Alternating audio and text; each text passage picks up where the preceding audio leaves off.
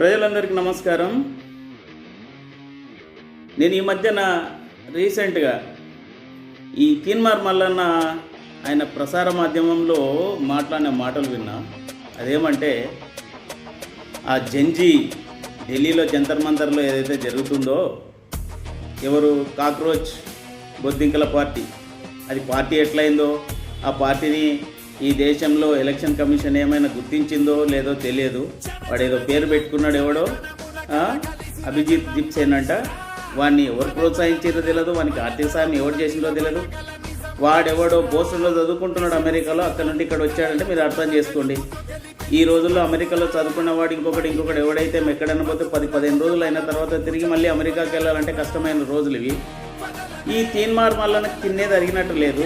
తీన్మార్ మల్లన్న నీ బతికేందో ఈ తెలంగాణలో అందరికీ తెలుసు. నీవేంటి నీ కథని.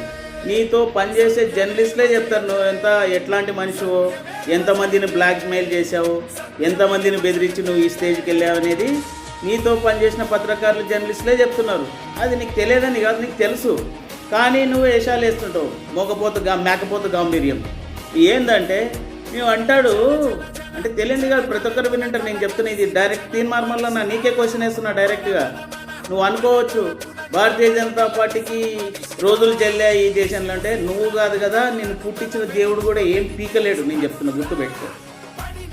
ఇది పెద్ద ఒక సంస్థ లాంటిది, పెద్ద పార్టీ ప్రపంచంలోనే. నీకు తెలుసో తెలియదో, నువ్వు ఒక ముక్క దాంట్లో చిన్న ఇసుక రేణు లాంటి నువ్వు మాట్లాడితే జరిగేది కాదు.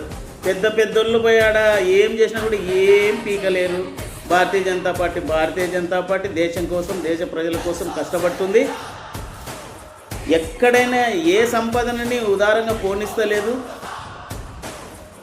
ఎఫ్సిఆర్ఏ నీకు తెలుసా? దాని గురించి తెలియకుండా ఏం మాట్లాడతావు, అన్నీ మాట్లాడతావు. ఏదో నీ అదృష్టం బాగుండి ఎమ్మెల్సీ అయినా కాబట్టి ఇంకా ఈ ప్రసార మాధ్యమం ఒకటి పెట్టుకొని ఇష్టం వచ్చినట్టు మాట్లాడుతున్నావు.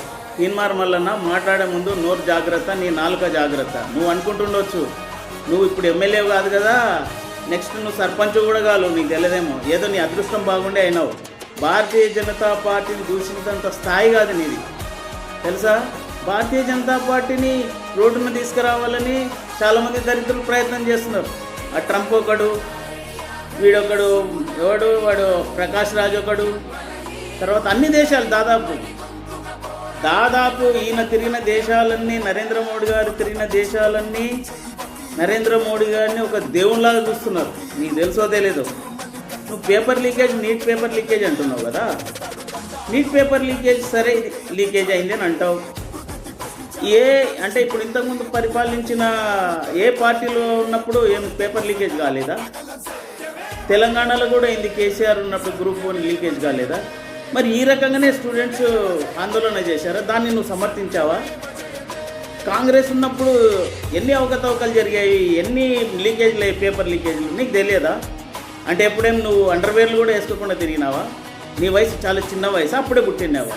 బుద్ధి ఉండి మాట్లాడాలి. ఎప్పుడైనా మాట్లాడితే నేను చెప్తున్నాను కదా, నీ ఊహ ప్రకారం ఏదో భారతీయ జనతా పార్టీ ఇదైపోతుంది, రోజులు చెల్లిపోయినాయి, నీ వల్ల కాదు కదా.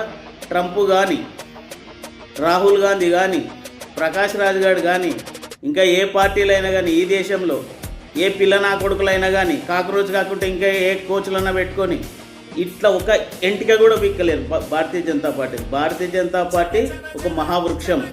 ఇక్కడ పాతుకుపోతుంది. ఎందుకంటే ప్రజల కోసం కష్టపడుతుంది, ప్రజల క్షేమమే ధ్యేయంగా పెట్టుకొని పార్టీ నడుస్తుంది. నీకు తెలుసో తెలియదు. తెలియకుండా నోటికి వచ్చినట్టు మాట్లాడకు. నీ ఇష్టం వచ్చినట్టు ఏదో ప్రచార మాధ్యమం ఉందని వాడిని బెదిరించి వీడిని బెదిరించి బ్లాక్మెయిల్ చేసుకొని పైకి వచ్చినట్ట ఇష్టం వచ్చినట్టు మాట్లాడితే ఎవడు ఊరుకున్నాడు? నేను ఇన్నిసార్లు కొట్టి, ఇన్నిసార్లు తిట్టి, ఇన్నిసార్లు ఇది చేసినా కూడా నీకు బుద్ధి రాదు. నీ నోటి ఎదురు తగ్గించుకో. ఎందుకంటే నువ్వు బాగుపడాలంటే ప్రజలకు దగ్గర ఉండాలా. నువ్వేదో నీ పార్టీ ఏదో పేరు చెప్పావు, దాంట్లో నీ పార్టీ పైకి వస్తుందని. ఇక్కడ ఢిల్లీలో నీటిది అదొక సమస్య. నువ్వు తెలంగాణలో కూడా ఈ ఇక్కడుండే విద్యార్థులు జంజీ నుండి పైకి వస్తారంటే విద్యార్థులను చదువుకోవద్దు అంటావా? నువ్వు మనిషివా ఇంకేమన్నావా? తిక్క ఆలోచనలు చేసుకోకుండా మర్యాదగా ఉండు, ఒక పౌరునిలాగా ఉండు. అంతేగాని నువ్వేదో నువ్వు ప్రజలకు దగ్గర కావాలి, నీకు మంచి పేరు రావాలంటే నువ్వు ప్రజలకు సేవ చేయి. ఏదో ప్రసార మాధ్యమం పెట్టుకొని వీని మీద నోరు బారేసుకొని వాడు పైకి రాలేడు వీడు పైకి రాలేంటే నేను చెప్తున్నా కదా, నీ వల్ల కాదు కదా, ఎవరి వల్ల కాదు, గుర్తుంచుకో. అందరికీ నమస్కారం. నేను మీ రాజగోపాల్, అలంపూర్ నియోజకవర్గం. జై హింద్, జై భారత్.